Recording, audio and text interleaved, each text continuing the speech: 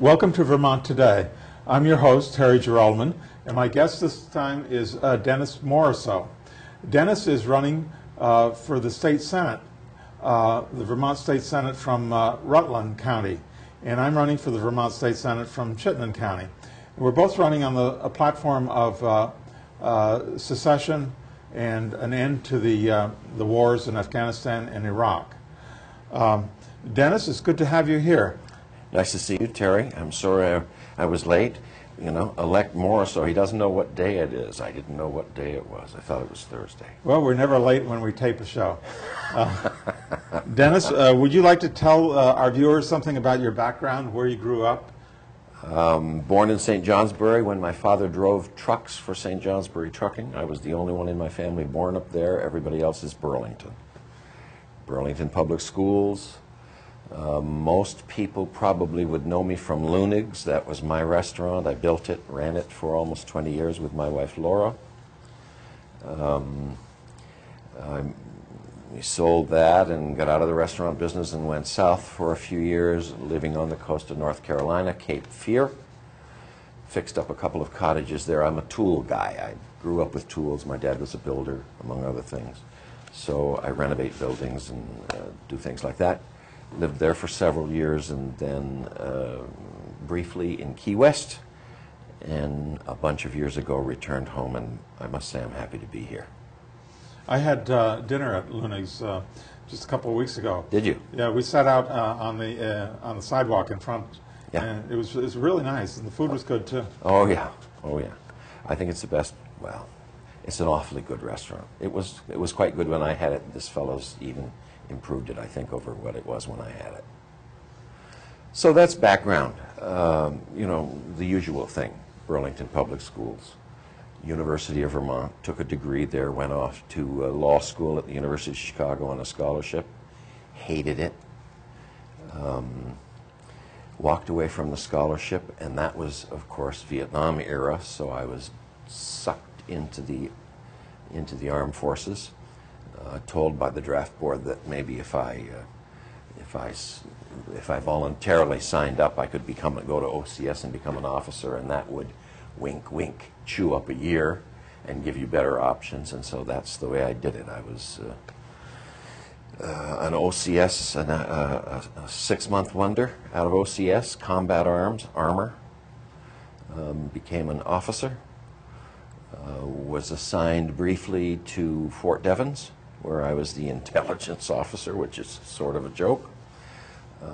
Had a top secret clearance, and then when my orders came for Vietnam, I had always been clear with myself and my friends and everybody that I didn't support that war, and if ordered there I would not go, and that's what happened. So I started speaking against the war in uniform to try and provoke a confrontation before they grabbed me and shipped me. And eventually I wound up in front of Lyndon Johnson's White House in full uniform, and that made Cronkite and made newspapers and TV all across the country. I was, I guess they say, the first officer, Vietnam-era officer, to have done such a thing.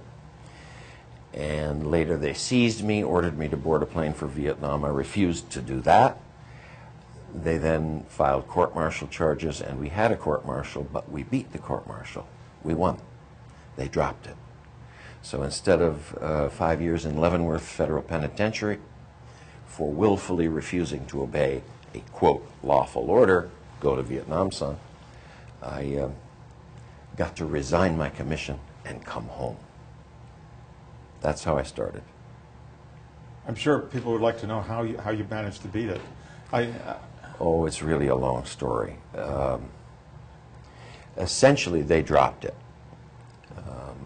What you have to understand is about that era as compared to this is, you know, you had a draft in effect, and in 1968, when my orders arrived and I began this process of speaking against the war, I spoke for Gene McCarthy in New Hampshire twice. He was running for president. The roof almost fell in Webster Hall, but anyway. What was going on in the country then was millions of people were hitting the streets protesting that war. It was big, it was getting bigger. And in the final analysis, when my attorneys, I had three in the end, three of them, and I was half, I call it. We had 3.5 attorneys, I was half an attorney.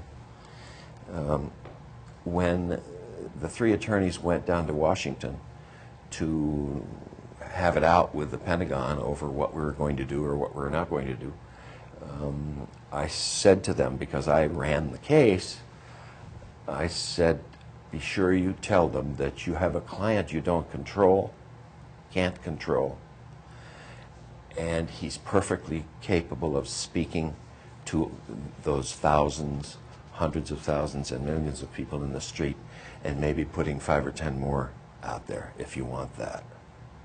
You tell them. And they did. And that, I think, is why they dropped it. It really didn't have anything to do with me. I was just a regular guy saying, your war stinks, it's illegal, you guys are criminals, I'm not going. That's what Nuremberg insists all soldiers do. You have to look at the orders. Is the war legal? Are the orders legal? Am I being asked to do an illegal thing? Am I being asked to do a war crime? That's Nuremberg. Nuremberg insists, and your oath of office insists, that you obey only lawful orders. And if you're, in your opinion, the order is unlawful, you are duty-bound to disobey it. You must. And I did. I obeyed my oath. I obeyed Nuremberg. I told them where they could put their war. But you know, the deal was there were millions of people, young and old, in the streets protesting that war. And those were, in a sense, became my army because of what I did and the position I took and how public it was. I could call them out. What year was that? 1968. That's the year, I remember that time. That's the year I graduated from college, 1968. I was in front of Lyndon Johnson's White House all by my lonesome with my sign on, it was January, February, March. I think it was March. I think it was March 1968. I was just finishing March up my 10 or senior 11. year. Yeah. It was scary. I mean, I was standing out there. There were busloads of people going by. There were a couple of the media had showed up. There were some TV cameras. And my knees were knocking. I was a scared puppy because I knew it meant prison. But I did it anyway. I think, you know, that's a long time ago. Most people don't remember that. How far through law school did you go? Oh, I just went half a year. You didn't meet Peter Dimas down there. I didn't meet him there, but of course, Pete, I've known Pete for years. Pete and I founded Liberty Union together. He and I and former Vermont Congressman, now deceased, William Meyer, Bill Meyer from West Rupert, right, 5 miles down the road from where I live now in West Paula. But I didn't meet him there. I also didn't run into Bernie there. He was there, along with the other neo-libs, neocons, call them what you like. He was there. Bernie was there in the undergraduate school. At the University of Chicago? Yes. But you met Bernie in Liberty Union. He was part of that? No. No? No. Bernie joined Liberty Union late, well after we founded it, about a year after. Bernie was my speechwriter when I ran for Congress the second time, running out of the Ben & Jerry's gas station in Burlington, before Ben & Jerry's did that gas station. I had a campaign headquarters there. That was the second campaign for Congress. Yeah, Bernie wrote some of my speeches, did some of my research. He was my employee. So I know him well, and have known him for a long time. Yes.